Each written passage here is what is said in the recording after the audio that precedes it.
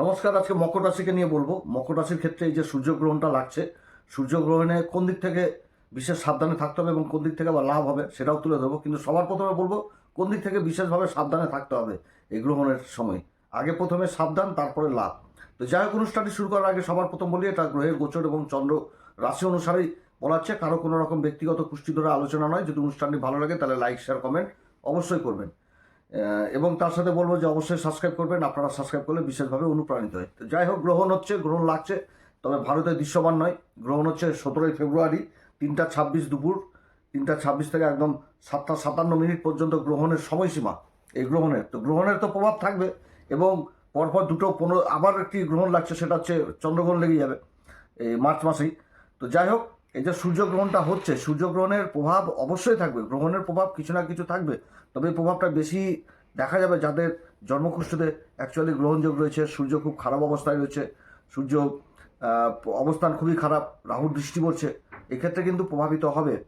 তবে সব থেকে প্লাস পয়েন্ট, দেবগুরু বৃহস্পতি নবম দৃষ্টি থাকছে এই গ্রহণের উপর। এটা হচ্ছে সব থেকে ভালো জায়গা যে গ্রহণে দেবগুরু বৃহস্পতি দৃষ্টিটা থাকছে, না তো অনেক মাত্রায় অনেক দিক। এবং যে ঘরটাতে এই গ্রহণটা লাগছে সেটা দ্বিতীয় ঘর। দ্বিতীয় ঘর থেকে কি দেখা হয়? দ্বিতীয় ঘর থেকে আমাদের সামাজিক পরিচিতি, যেরকম আত্মীয় স্বজনদের সাথে সম্পর্ক দেখায়, বাণী জিনিসটাকে দেখায়। এবং এই ঘরে সূর্যের গ্রহণ লাগছে এবং গ্রহণকালে সূর্য আবার নিজের ঘরকেও দেখছে। নিজের ঘর যেটা হচ্ছে অষ্টম ঘর। একে তো অষ্টমপতি সূর্য মকর রাশির ক্ষেত্রে, অষ্টমপতি যেখানে বসবে সেখানে সমস্যা তৈরি করবে। প্লাস পয়েন্ট হচ্ছে যে দেবগুরু বৃহস্পতির দৃষ্টি আর নিজের ঘরকে দেখা। তো নিজের ঘরকে যখন কোনো গ্রহ দেখে তখন তার সেই ঘরকে সহজে খারাপ করতে চায় না। যখনই নিজের ঘরকে দেখবে বা নিজের নক্ষত্র অবস্থান করবে, তো সেই ক্ষেত্রে কিন্তু অন্যরকম রেজাল্ট হয়। তো সূর্যের এই অবস্থান, সূর্য 18 তারিখ পর্যন্ত থাকবে ধনিষ্ঠাতে, তারপর তো 19 তারিখে চলে আসবে হচ্ছে শতবিশাতে, কিন্তু গ্রহণ লেগে যাচ্ছে হচ্ছে 17 তারিখে। এই তো হচ্ছে প্রভাব। তো সূর্য আর রাহুর যে মানে গ্রহণ, এই গ্রহণের সবার প্রথমে যেটা খারাপ দিকটা উঠে আসছে সেটা হচ্ছে কি কথাবার্তা। এটা আত্মীয় স্বজনদের ঘরে তৈরি হচ্ছে গ্রহণ, অতএব আত্মীয় স্বজনদের কথাবার্তা এদিক থেকে কিন্তু সাবধান। কারণ সূর্য একটা ইগো জিনিসটা তৈরি করবে, রাহু গ্রহণ লাগাচ্ছে, লক্ষ্মীনারায়ণ যোগ তৈরি হচ্ছে, শুক্র বুধের জুতি। তো নিজের কথাবার্তার দিক থেকে কিন্তু সাবধান, না তো কিন্তু সম্পর্ক নষ্ট। কিংবা এমন কোনো কথা বলে দিলাম যেটা বেফাস মন্তব্য করে দিলাম, সেখানেতে কিন্তু আত্মীয় স্বজনদের সাথে সম্পর্ক নষ্ট হওয়ার কথা, মানে এই জিনিসটা থাকছে। আবার শ্বশুরবাড়ির সাথেও কিন্তু সম্পর্ক নষ্ট হওয়ার জায়গাটা কিন্তু তৈরি হচ্ছে।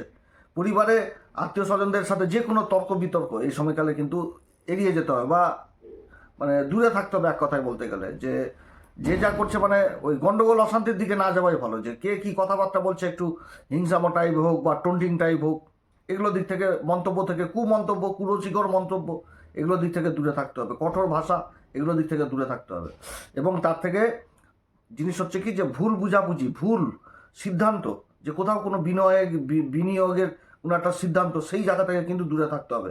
আকস্মিক খরচাপাতিও যথেষ্ট বৃদ্ধি পাবে। খাওয়া দাওয়ার দিকে যথেষ্ট খেয়াল রাখতে হবে, না তো শরীর স্বাস্থ্য অসুস্থতাও ফেলবে। এবং এখানে দেখি রাহু জিনিসটা কি, লোভ আকাঙ্ক্ষা এগুলো তৈরি করে দিবে। মনের মধ্যে লোভ লালসা যথেষ্ট বৃদ্ধি করবে। অতএব এই জায়গাটাতে যে কোথাও শর্ট করে ইনভেস্ট করে দেওয়া, কারো কথা শুনলাম না, ইনভেস্ট করে দিলাম, এই জায়গাতেও কিন্তু একটা ভালো সিদ্ধান্ত নিতে হবে, তাহলে কিন্তু যথেষ্ট ভালো। রাহুর এখানটাতে কি হবে, যে আবার রাহুর এই জায়গাটাতে মানে যে গ্রহণটা লাগছে, এখান থেকে আবার যেরকম সন্দেহ জিনিসটাকে তৈরি করে দেবে, সন্দেহ দিয়ে দেবে, দুশ্চিন্তা দিয়ে দেবে। ভুল সিদ্ধান্ত, আগে বললাম, এগুলো কিন্তু প্রবণতা বাড়িয়ে তুলবে।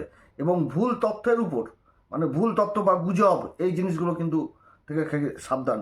অনলাইন ফ্রড হওয়ার প্রবল সম্ভাবনা থাকবে। যেখানে সেখানে কারো মুখের কথাতে কাগজপত্রের সই সাবুত এগুলোও কিন্তু করা যাবে না। গভীর বিশ্লেষণের প্রয়োজন রয়েছে এই সময়কালে। এবং নিজের খাওয়া দাওয়ার দিকে যথেষ্ট খেয়াল রাখতে হবে।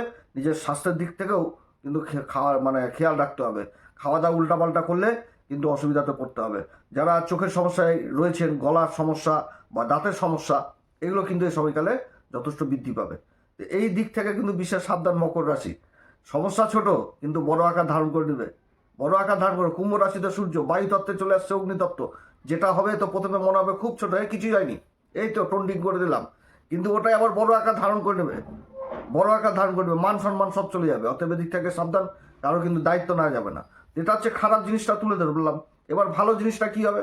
ভালো জিনিস গ্রহণে যেমন আর্থিক দিক, অনেক রকম মানে জিনিস আসবে, সেগুলোকে ক্যাচ করতে হবে, ধরতে হবে যে কোন জায়গাটাতে আমার আর্থিক দিকটা মজবুত হয়, সেটাকে একটা সক্রিয় ডিসিশন নিতে হবে সেই জায়গাটাতে। এবং সেই ডিসিশনটা নিতে গেলে যে কারোর যে অভিজ্ঞ লোকের পরামর্শ, সেটাও কিন্তু নেওয়া উচিত। এই সময়কালে নেওয়া উচিত। এবং নতুন আয়ের উৎস থাকবে, নতুন আয়ের উৎস, বা কোনো বিবাদিত সম্পত্তি যেগুলো পরিবারে হচ্ছিল, ফ্যামিলিতে হচ্ছিল, যে কোথাও একটা নিজেদেরই সয় সম্পত্তি, এগুলো নিয়ে গণ্ডগোল অশান্তি হচ্ছিল, তার নিষ্পত্তি হয়ে যাওয়া, সমাধান হয়ে যাওয়া, বা কোথাও কোনো পুরোনো টাকা পয়সা আটকে গেছিল বহুদিন আগে, সেগুলো ফেরত পাওয়া, এগুলো হওয়ার সম্ভাবনা থাকছে। এবং বুধ আর শুক্র এখানটাতে রাহুর সংযোগটাও থাকছে, এবং তারপর দেবগুরু বৃহস্পতি দৃষ্টি থাকছে। তো ব্যবসা বাণিজ্য, যোগাযোগ, অনলাইন কাজ, তারপর হচ্ছে চ্যাটার অ্যাকাউন্টেন্ট, যেগুলো অ্যাডভাইজার সম্পর্কিত কাজ, এগুলো যথেষ্ট ভালো। কিন্তু পারিবারিক দিকটাকে সম্পূর্ণ নষ্ট করে দিবে, পারিবারিক দিক থেকে একটা ডিসকানেক্ট করে দিবে।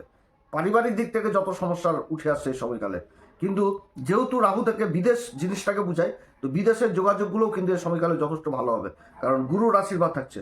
এবং পরিকল্পনা মাফিক যদি কোনো কাজ করা যায়, পরিকল্পনা, যে কোনো কাজে পরিকল্পনা আগে করতে হবে, এবং কাগজপত্রকে বেশি গুরুত্ব দিতে হবে, হিসাবটাকে বেশি করে মানতে হবে, তাহলে কিন্তু এই সমস্ত জায়গায় বিশেষ উন্নতি থাকছে। কারণ শনি গ্রহণ হচ্ছে, শনিকেও প্রভাবিত করবে রাহু, তো শনি তো তৃতীয় ঘরে ডকুমেন্টেন্সির কাগজপত্র, হিসাবপত্র এবং পরাক্রম পুরুষার্থের ঘরে শনির অবস্থান রয়েছে। শনিও নিজের নক্ষত্রে অবস্থান করছে এই সময়কালে, অর্থাৎ শনিও কিন্তু পাওয়ারফুল অবস্থায় রয়েছে। শুধু ঝুল ঝামেলা হচ্ছে নিজের মুখের কথাবার্তা, শ্বশুরবাড়ির সাথে সম্পর্ক, আত্মীয় স্বজনদের সাথে একটা ডিস্টেন্স তৈরি হয়ে যাওয়া, ভুল বুঝাবুঝি, গণ্ডগোল, জায়গা জমি সয় সম্পত্তি নিয়ে অশান্তি, গণ্ডগোল, এগুলোর দিক থেকে মোটামুটি দূরে থাকতে হবে, বুদ্ধি করে কাজ করতে হবে। যারা কোনো মানে রাজনীতির সাথে যুক্ত রয়েছেন তাদের ক্ষেত্রেও বিশেষ সাবধান।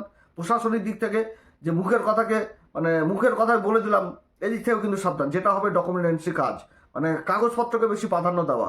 যে মুখের কথা বলে দিলাম, মানে কেউ এসে কিছু জিজ্ঞাসা করলে হুট করে কিছু বলে দিলাম না বুঝে সুঝে, ওটাই কিন্তু কাল হয়ে যাবে। অর্থাৎ বুঝে সুঝে কিন্তু কথাবার্তা বলতে হবে। এবং পারিবারিক যে কোনো গুরুত্বপূর্ণ ডিসিশন নিতে গেলে মাথা ঠান্ডা করেই কিন্তু এই সময়কালে নিতে হবে। তবে অনেক যে অমীমাংসিত কাজ ছিল সেগুলো নিষ্পত্তি হওয়ার প্রবল সম্ভাবনা থাকছে, বা যেগুলো একদম মানে তলে পড়ে গেছিল, বহুদিন ধরে আলাপ আলোচনা হচ্ছিল না, গরমাগর্মি পরিবেশ তৈরি হবে, কিন্তু সেই জিনিসগুলো উঠে আসবে, তার নিষ্পত্তি হওয়ার সম্ভাবনা থাকবে। এটাও ঠিক, কারণ গুরুর দৃষ্টি এই সময়কালে থাকছে। শত্রুরা যথেষ্ট জেগে উঠলেও শত্রুরা কিন্তু বহু দূরে চলে যাবে এই সময়কালে। এবং এই গ্রহণযোগের আরেকটি সুফল এই সময়কালে মকর রাশি পেতে যাচ্ছে। যারা গুপ্ত শত্রু ছিল তাদের অনেকেই কিন্তু এই সময়কালে অনেক দূরে যাবে, কিংবা একেবারেই সরে যাবে। এরকম হওয়ার, যে নিধন হয়ে যাওয়া, এরকম হওয়ারও সম্ভাবনা থাকবে। এরকম সংবাদও পাবে যে যারা বহু রকমভাবে হ্যাকেল করেছে, হয় কোনো বড় অসুখ বিসুখ হয়ে যাওয়া, যেখান থেকে নিস্তার পাওয়া অর্থও কাজে লাগবে না, নিরর্থ হয়ে যাবে, এই রকম জিনিসও কিন্তু হওয়ার সম্ভাবনা থাকছে এই সময়কালে। এই মকর রাশির ক্ষেত্রে বলছি, মকর রাশি গুপ্ত অসুখ যেগুলো প্রকাশ করতে পারবে না, সেগুলো দিক দিয়ে ঘেরে মানে একদম মানে কি বলবো, এটাকে শেষ মুহূর্তে চলে আসা, সেগুলো জিনিসেরও সংবাদ এই সময়কালে মকর রাশি পাবে। এটাও কিন্তু একটা ভালো, মানে যে জিনিসটা উঠে আসছে আর কি, সেটাই তুলে ধরলাম। এই সময়কালে কোন উপাচার করবে মকর রাশি? হনুমান চল্লিশা, বজরং বাণ, শ্রীরাম সীতা প্রণাম মন্ত্র সহকারে পাঠ করবেন। সূর্যদেবকে অর্ঘ্য দিবেন। এবং আমি প্রত্যেকটা ভিডিওতে বলেছি, এই যে গ্রহণ যোগ, সূর্য অষ্টমপতি সূর্য যেখানে যাবে সেখানটাতে কিছু না কিছু সমস্যা তৈরি করবে, অর্থাৎ সূর্যের উপাচার করতে হবে। আর রাহু যথেষ্ট ভালো অবস্থায় রয়েছে, বা রাহুরও তো নক্ষত্র পরিবর্তন হবে আগস্ট মাসের 2 তারিখে, তখন তো রাহু আবার মঙ্গলের নক্ষত্রে চলে আসবে। তো রাহুকেও ঠিক করতে হবে, অর্থাৎ সরস্বতী যন্ত্র আর সূর্য যন্ত্র বাড়িতে কিন্তু স্থাপন করতে হবে। এই 2026 স্বর্ণ যুগ হবে কিন্তু মকর রাশির ক্ষেত্রে। এবার সবার ক্ষেত্রে যে সমান সেটাও না, যাদের জন্মকুষ্ঠিতে গ্রহের অবস্থান খারাপ রয়েছে, যে আপনার কোন নক্ষত্রে জন্ম, সেই নক্ষত্র কি প্রভাব রয়েছে, কোন এমন উপাচার রয়েছে যেগুলো করা উচিত জীবনে, নক্ষত্রের উপাচার, সেগুলো অবশ্যই করা উচিত। যেমন জিনিস যেটা হয়তো আপনি জানেনই না, যে আপনার কোন নক্ষত্রে কোন উপাচার, কোন সিম্বল রয়েছে, যে কোন প্রতীক রয়েছে, সেই জিনিসগুলো কিন্তু করতে হবে। এই সময়কালে যথেষ্ট উন্নতির চরম শিখরে পৌঁছাবে মকর রাশি। তো গ্রহণের এরকম একটা প্রভাব থাকছে। তো সূর্যদেবকে অর্ঘ্য দিবেন, পিতার সাথে যথেষ্ট ভালো সম্পর্ক রাখবেন। যারা গুরুর দীক্ষা নেননি অবশ্যই গুরুর দীক্ষা নেবেন। মঙ্গলবার করে হনুমানজির বজরংবলীর পূজা করবেন, বজরংবলীকে সিঁদুর দান করবেন, এবং তার সাথে জটালা নারকেল দান করবেন। এবং এই গ্রহণকালে কাঠকয়লা যদি পান, কাঠকয়লা কোনো জলাশয়ে নিক্ষেপ করবেন, এটাও যথেষ্ট ভালো অবস্থান। এছাড়া মা সরস্বতীকে যদি নীল পুষ্প যদি অর্ঘ্য দিতে পারে, সেটাও কিন্তু যথেষ্ট ভালো অবস্থান। এবং মা সরস্বতীর যদি মন্ত্র জপ, কিংবা মা ভগবতী মার মন্ত্র জপ করতে পারেন, সেটাও ভালো হবে। এছাড়া গ্রহণকালে যেটা গায়ত্রী জপ, এগুলোও করতে পারেন। কিন্তু সূর্য যন্ত্র, মা সরস্বতী যন্ত্র অবশ্যই বাড়িতে স্থাপন করা অবশ্যই উচিত। এই যন্ত্রগুলো আপনারা ইউটিউবে আমাদের চ্যানেলে পেয়ে যাবেন, প্রোডাক্ট বলে একটা অপশনে, সেখানটাতে পেয়ে যাবেন। যন্ত্রগুলো খুবই কষ্ট। আগে তো সবাই বলতো দাদা কোথায় পাবো যন্ত্র, তো এখন দেখছি যেহেতু ইউটিউব থেকে পাওয়া যাচ্ছে যন্ত্রগুলো, যার জন্য আমি তুলে ধরছি। যন্ত্র মানে 500 টাকা দাম, তার কমিশন ইউটিউব দিচ্ছে 10%, কোনোটাতে 7%। তো যদি 7% দেয় তো 35 টাকা, তার মধ্যে আবার ইউটিউবে নিয়ে নিচ্ছে 10-15 টাকা আমার লাভ। কিন্তু আমার লাভটা আমি বলছি না, লাভ আমার 10-15 টাকাও আমার লাভ চাই না, কিন্তু আপনাদের যেন লাভ হয়। কারণ যন্ত্র মানেই একটা কবচ, এই কবচ আপনাদের লাগবে, যাদের রয়েছে আর কি, তাদের কথা বলছি। অবশ্যই সংগ্রহ করবেন, টাকাটা বড় না যদি সেই জিনিসটা আপনার উপকারে লাগে। তো যাই হোক, অনেক কথা আলোচনা করলাম, আপনারা সবাই ভালো থাকেন। এরপরে আবার আসবে একটি নতুন পর্ব নিয়ে। নমস্কার, ধন্যবাদ।